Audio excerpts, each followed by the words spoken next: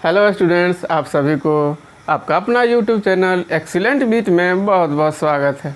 Students, हम संख्या पद्धति के बारे में बहुत कुछ जान चुके हैं, कई वीडियो हम इस पर बना चुके हैं और आप देख भी चुके हैं।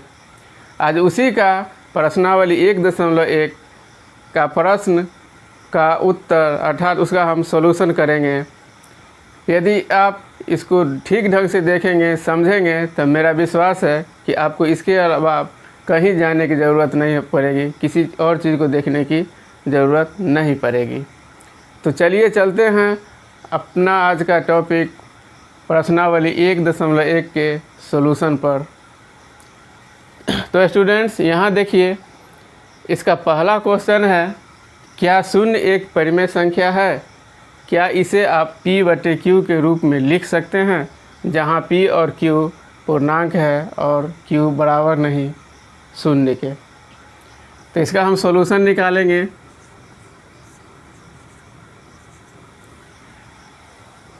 कह रहा है कि शून्य, क्या इसको हम परिमेय संख्या के रूप में लिख सकते हैं? तो परिमेय संख्या के बारे में हम जानते हैं कि वह p/q के फॉर्म में रहता है। तो शून्य को अगर हम परिमेय के रूप में लिखेंगे तो 0/1, मतलब शून्य में अगर हम 1 से भाग भी देंगे तो कोई फ़र्क नहीं पड़ेगा, वह शून्य ही रहेगा।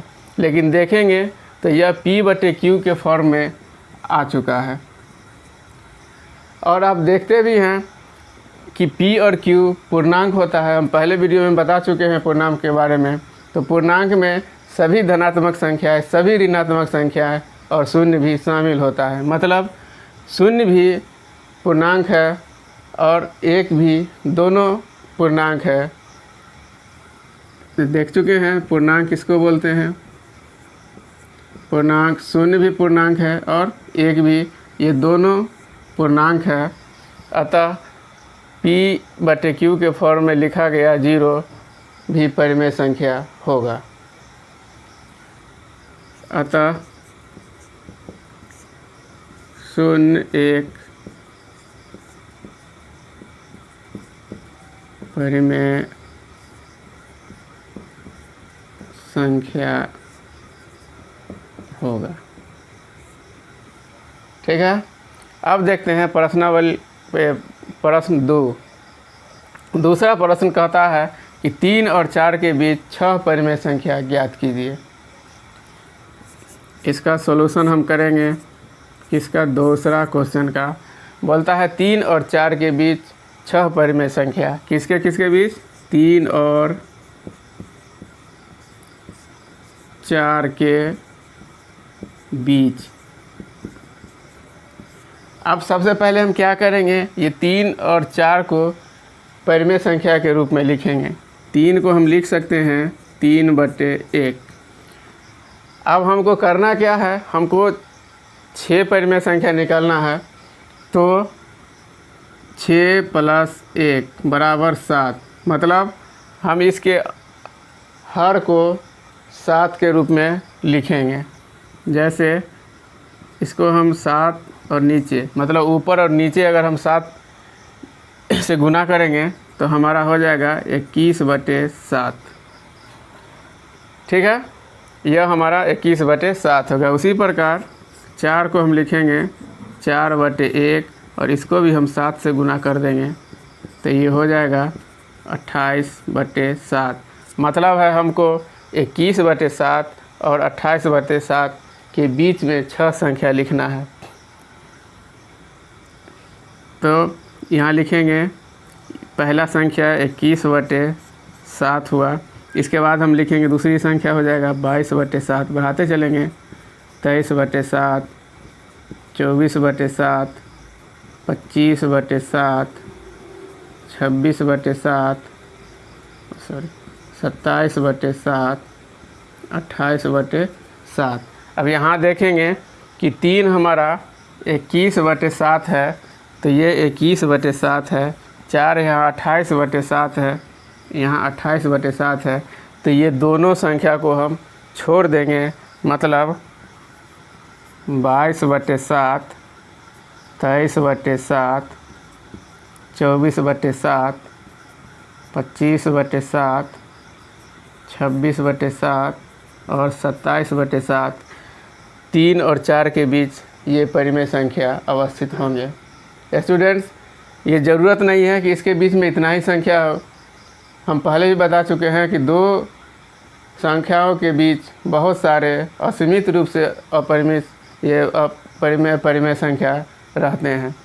तो हमको 6 संख्या निकालना है, तो ये हमारा 6 निकल चुका है। तो यही हमारा इसका आंसर होगा।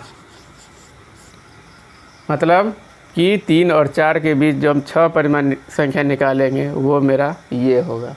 इसी तरह अगर 8, 9 करे निकालना हो तो हम एक संख्या आगे बढ़ा करके उसके अंश और हर में गुना कर देंगे और उसके बाद फिर हम एक एक करके आगे बढ़ाते चलेंगे, तो हमारा परिमेय संख्या निकल जाएगा। ठीक है, अब हम चलते हैं प्रश्न संख्या 3 पर। प्रश्न संख्या 3 मेरा कह रहा है कि 3/5 और 4/5, ये 3/5 और 4/5 के बीच 5 परिमेय संख्या लिखिए। 3/5 और 4/5 के बीच। अब यहाँ हमको देखेंगे कि यह परिमेय संख्या के रूप में पहले ही लिखा हुआ है, तो इसमें हमको देखना है कि नीचे वाला जो संख्या होगा, जो हर होगा, वो बराबर है या नहीं। तो इसमें हम देखेंगे कि यह 5 और यह 5 दोनों बराबर है। तो यदि बराबर हो तो हमको कुछ करना नहीं है, हमको निकालना है 5 परिमेय संख्या। तो उसी तरह हम 5 +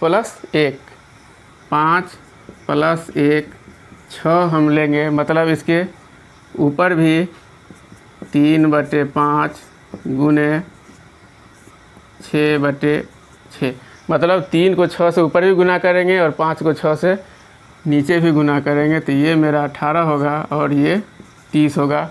उसी प्रकार 4/5 को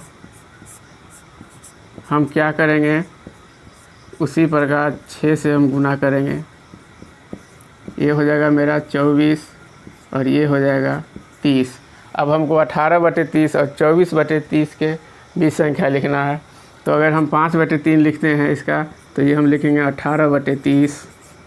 अब इसे आगे हम लिखेंगे तो 19/30, आगे लिखेंगे तो 20/30, इसे आगे लिखेंगे तो 21/30, 22/30, 23/30, 24/30।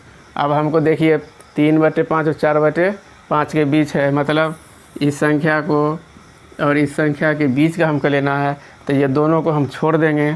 तो ये हमारा 19/30, 20/30, 21/30, 22/30, 23/30, यही हमारा 5 परिमेय संख्या होगा।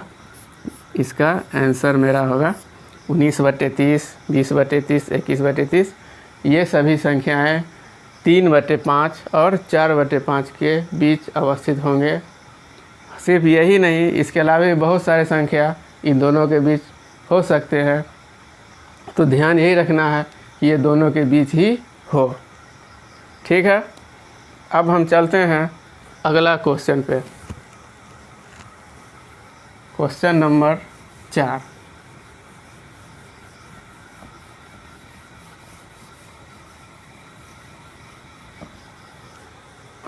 क्वेश्चन नंबर 4 बोल रहा है, नीचे दिए गए कथन सत्य है या असत्य, कारण के साथ उत्तर दीजिए। पहला है, प्रत्येक प्राकृत संख्या एक पूर्ण संख्या होती है। इसका 4 का है मेरा पहला कि प्रत्येक प्राकृत संख्या एक पूर्ण संख्या होती है। तो हम यहाँ पर प्राकृत संख्या लिखेंगे। प्राकृत संख्या हम जानते हैं कि गिनती की संख्या होती है, और पूर्ण संख्या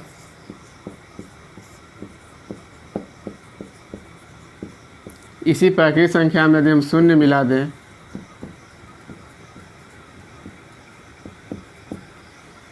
तो ये पूर्ण संख्या कहलाते हैं। अब क्वेश्चन है हमारा कि प्रत्येक प्राकृतिक संख्या एक पूर्ण संख्या है।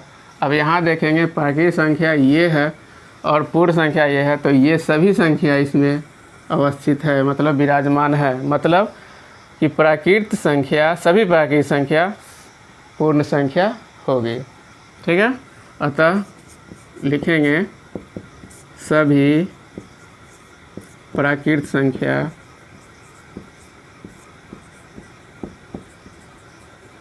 पूर्ण संख्या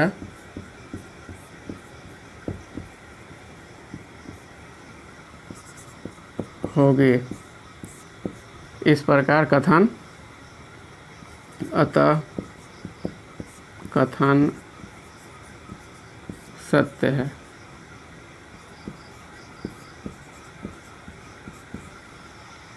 ठीक है, अब इसका हम दूसरा चलते हैं।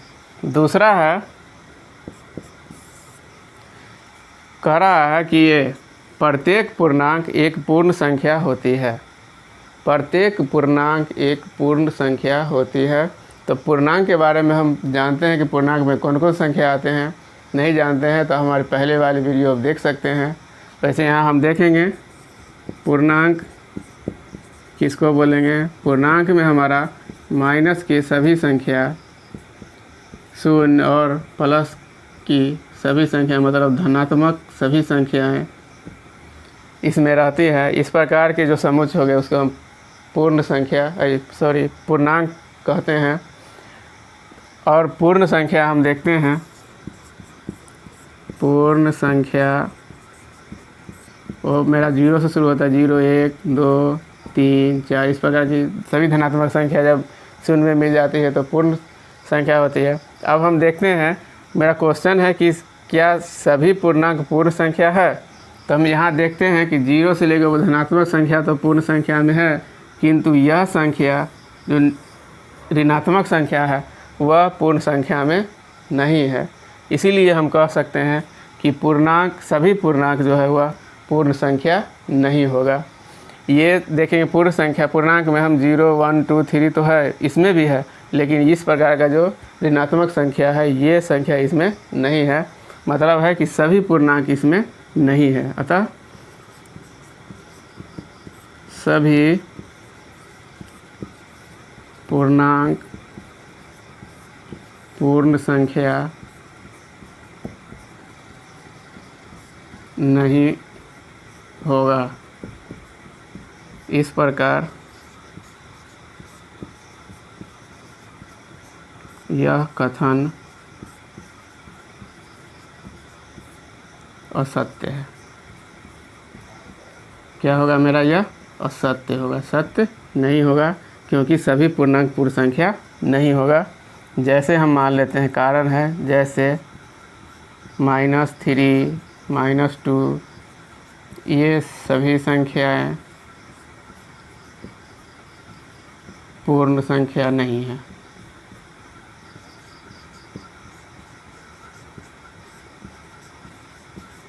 नहीं है। ठीक है, कोई दिक्कत। अगला प्रश्न है 4 का तीसरा, वह प्रत्येक परिमेय संख्या एक पूर्ण संख्या होती है। मतलब प्रत्येक परिमेय संख्या एक पूर्ण संख्या होती है। तो हम देखते हैं परिमेय संख्या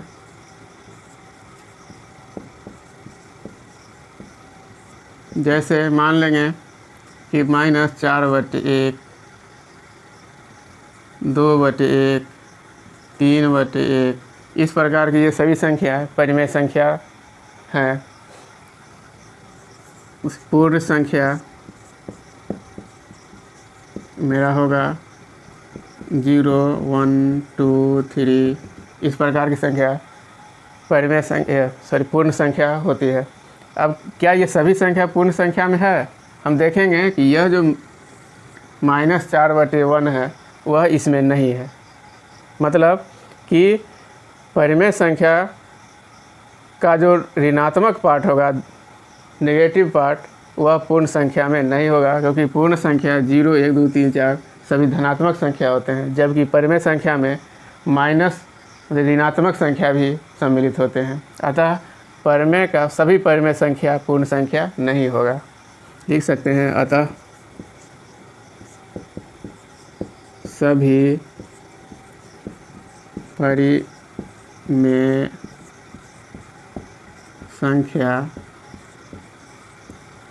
पूर्ण संख्या नहीं होगा। जैसे -4/1 पूर्ण संख्या